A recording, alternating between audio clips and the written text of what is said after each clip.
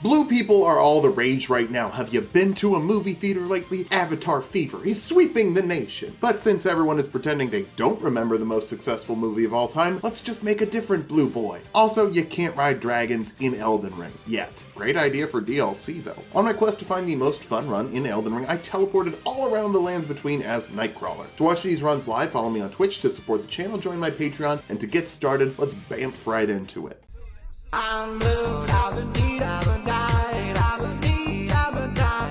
We'll kick things off as a bandit, or should I say Bamfit, for the dexterity and arcane stats. They'll be the most important later. This one is actually going to live the Limgrave jump. We just have to teleport right before we hit the ground. No, never mind. Limgrave time. Buy a crafting kit from Cyclops, get a horse from Jean Grey. You might ask, why do you need a horse when you can teleport? To that I say, please don't ask me that. The whetstone knife will let us put Ashes of War on a weapon, very important later. Then we can save Colossus from a hole on our way to Grail. After a bit of dumpster diving, we teleport to the X-mansion and get ready to start bamfing. Teleporting in Elden Ring is a weapon art, which means that we need a weapon, like the rapier that you can buy from these ladies in the Round Table Hold. Then we get back to Grail and make a guy fall off a bridge. It's really easy. We get it the first, second, third try, baby. Bloodhound step will let us teleport. Also, you get 70k runes without having to fight a boss. We're counting that in the tally though. Now imagine Nightcrawler in Fort Height. More like Fort Height Crawler, am I right? We beat the Fort Knight for the Bloody / Ash of War and get the first piece of the Dectus Medallion. Then we need some pickles so we can beat Nerd Juice pretty easily and fight Professor X. Wait! That's not the real Professor X. You can tell because Professor X doesn't have a tower shield. Take that, Mystique. You'd better not come back later. With our pickles acquired, we have to go back to Grail and stab some dragging toes for a bit of vigor. Then into Fort Pharaoh for the other half of the Dectus Medallion. Teleporting makes it much easier to escape. The damage from the rapiers is going to be combo based, so let's go get a combo Talisman. Into the Stillwater Cave where we get poisoned, so I go back to the beginning and start over. We get poisoned again. I was close enough to the boss though, so let's just do it. It's a clean rot night. How bad can it be? Kind of bad. The rapier is one of the lightest weapons in the game, so it doesn't interrupt anything's poise. Poise is how good an enemy is at powering through one of your attacks to continue one of their attacks. Bloodhound step does go backward though. I'll keep that in mind for later. We still win on the first attempt. If the rapier stabs harder, the bosses will die faster. So let's sharpen this skewer. Raya Lucaria Crystal Tunnel and the Crystallian are pretty uneventful. Just break his stance and poke him till he can't move. Poor dude. Up to Altus, we dip into the Sealed Tunnel for the Bell Bearing 2, then we can level up our sword to plus 12. We fought one Clean Rot Knight, yes, but what about a second Clean Rot Knight? And a third, I guess. There's two in the Abandoned Cave. The first one dies pretty fast, but the second one hangs on long enough for us to run out of magic. That means no more teleporting. Uh-oh. It's fine. Nightcrawler is also really acrobatic, so we can just dodge. I'll try to remember to Bloodhound step as often as possible, but it feels weird to dodge with L2 instead of circle, so I might do some actual dodging from time to time. The Clean Rot Knights drop the Golden Scarab for 20% more runes, which should make the rest of the run go faster. But Nightcrawler doesn't just use one rapier, he power stances. Obviously, Kurt is a Dark Souls 2 fan. There are dozens of us. Captain Britain will give us a sword. He's hanging outside Stormveil Castle, and we can summon him to fight Mudbug. Y'all know Mudbug? I am cutting deep into the X-Men Rogue gallery here. I got a stance break right next to the cliff. Can I kick him off? No. Shoot. Well, he's still pretty easy to kill. There's a gatekeeper blocking the rest of Stormveil, but wait.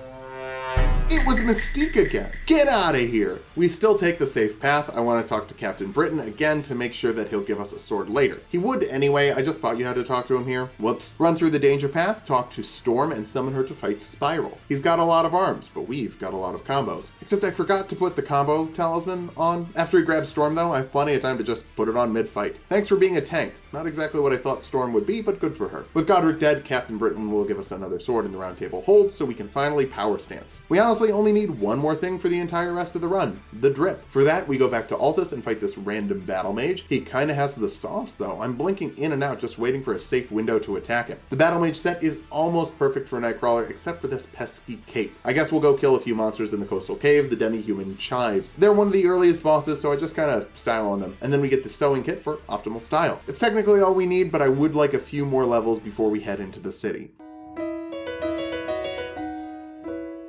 Making my way down downtown. Oh, we also have to kill a second Shardbearer, but Jaren is throwing a demigod slaying party, so let's meet up with our favorite X-Men. The Beast, Colossus, another Colossus, and Deadpool. Wow. Apocalypse is waiting to fight us. If that seems a lot like Thanos or Darkseid, you're right. We summon all the X-Men and start comboing. The power stanced moveset is cool as hell, and we're ramping up some big damage. By the time he jumps up for phase 2, he's only at 15% health, so when he lands, we just send him back to the Shadow Realm. Now Nightcrawler can enter Apocalypse's big hole and meet up with Nightcrawler? Wait.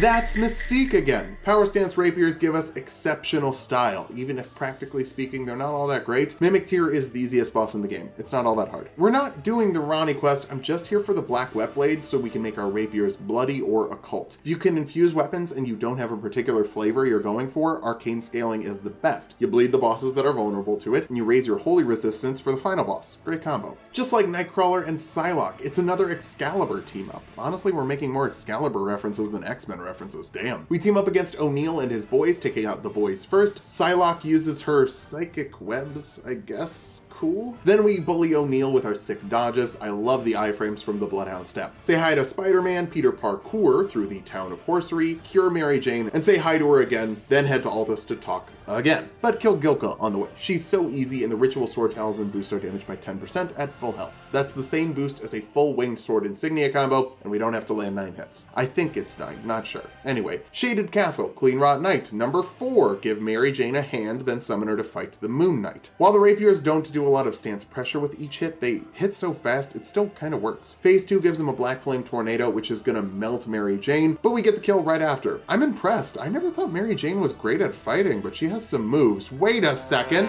Mystique? God damn it, die! She gives us Millicent's Prosthesis, which raises our dexterity by 5, and has better ramping than the Winged Sword Insignia. They actually stack together, so let's put them to work. Putrid Avatar will give us a lot of runes, though I'm still getting used to the teleporting instead of rolling. But look at that damage ramp up, that's pretty nice. Big fat load of runes then. Grail next, he unfortunately doesn't jank off the bridge, but our weapon is fast enough for some head pokes. Once the stance breaks, we build Combo City on his face, and ooh mama, that's a nice amount of damage, and a nice amount of runes. Then some Sacred Tears in the Weeping Peninsula, and we can bamf into the city. So I'm moving to New York, 'cause I've got problems with my sleep. After killing Ghost Rider, this build is pretty great for Ghost Rider's shenanigans. He starts with this big horse hoof stomp that has never hit me in the entire time I've played. That means you get a free combo. Then he spams the fireball, and teleport is great at avoiding it until you run out of magic. Whoops. Maybe I should get some mind later? Never mind. We win. Let's keep my brain nice and small. Wow, it's New York. I'm sure a blue boy will have a great time here and nobody will try and kill us just for existing. Ha ha ha ha.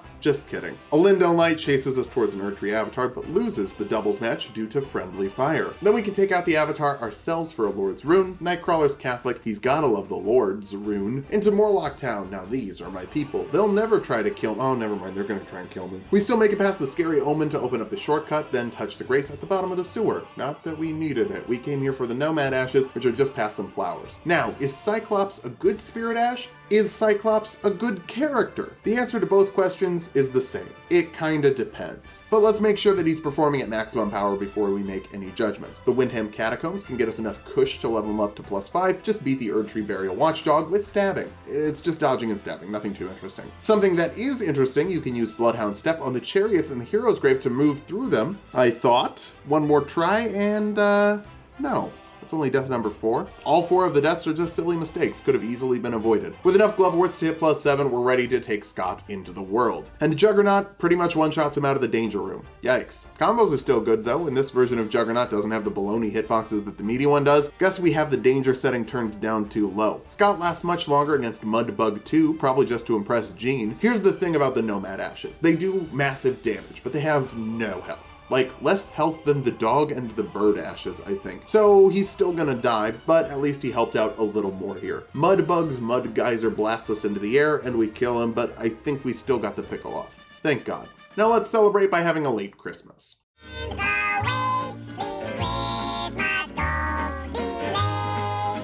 Skip through the Forbidden Lands and up the Lift of Rold, grab that bell bearing 3 and head right for the giant conquering hero's grave. I got killed by a hawk person. That's the first skill issue death so far. I'm pretty proud of that. Then we get the last grave glove warts we need for the best Cyclops, and level up the swords to plus 18, then we'll take on the Fire Sentinel. I don't summon Scott for this. He only does fire damage, so he's not going to be as helpful as just having more magic to teleport. Since the Fire Giant is big, slow, and has a ton of HP, our combo is going to get to go off the charts. We can even use the teleport iframes to get through the fire pillars. The first time he does it, I whiffed it. The second time, phase 2 starts and the combo is so good we deal decent damage to its stump. Using the combo talismans and Bloodhound Step is a really great way to take out the Fire Giant. Try it at home if you're struggling. Jean Grey dies in a fire. Oh no!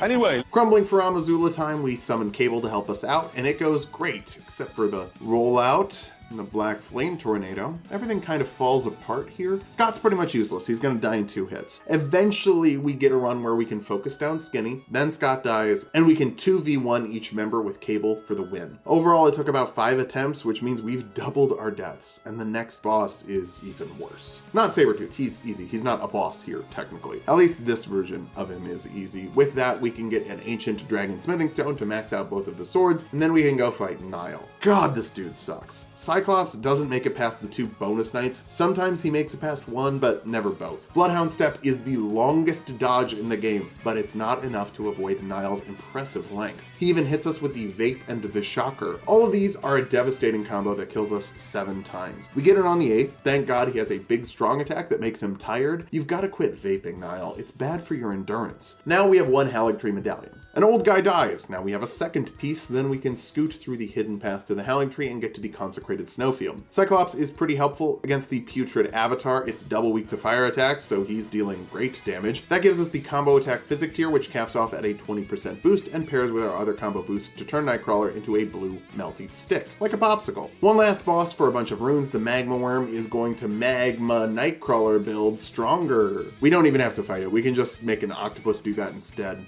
Except it hits really hard, so I actually died once. The second time it kills the octopus again, and I summoned Scott. That was a total waste of the magic, though. It resists fire damage by 80%, and oh, well, hey, good job, Scott. Love you, buddy. Let's go finish off the rest of the game.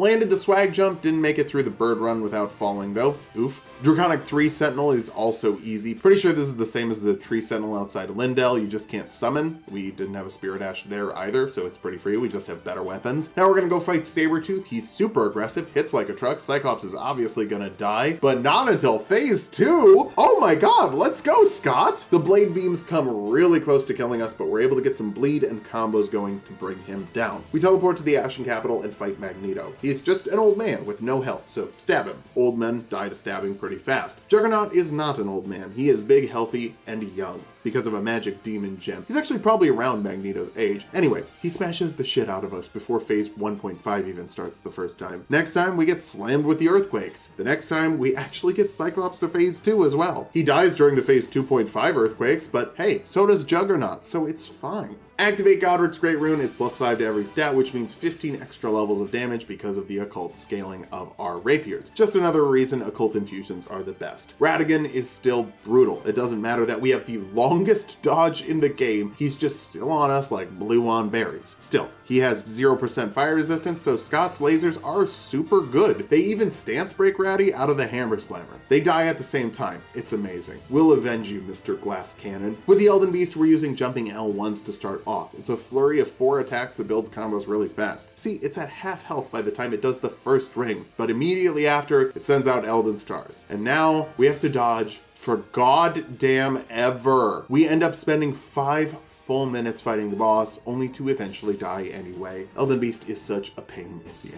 ass. Next attempt, we didn't even make it to the Elden Beast. Ratigan's AoEs are just so big, it doesn't really matter that we can teleport, we're still getting slammed. Third attempt, Scott gets destroyed. Somehow though, we get a combo going for big damage and head into the Elden Beast with plenty of flasks left. Jumping L1s, and we just keep that combo going as it's using the Elden Stars. Should be easier to dodge with the Bloodhound Step, even though they did nerf Bloodhound Step a little bit, so we're still gonna get tickled. The worst part of Elden Stars though is it starts a long run of just dodging. We avoid the rings, we avoid the insta-kill explosions, and eventually get in to get the win. 5 hours, 29 minutes, we killed 28 bosses and died 22 times. Those deaths really kind of ruined this run. I thought this was a solid build, but it ends up behind Spider-Man in B tier. Niall's just a huge problem and technically was an optional boss, but I think low poise damage was our biggest issue. And a Spirit Ash that could be helpful in some fights, but is basically a non-participant in most endgame fights. Also, while dual wielding rapiers looks cool, it's just not great. Still, combos are fun, and so is teleporting. If you want to watch these runs live, follow me on Twitch. We find new ways to play Elden Ring all the time. Join my Patreon if you want to give me money. Check out my other channel if you like tabletop RPGs. I make content over there as well.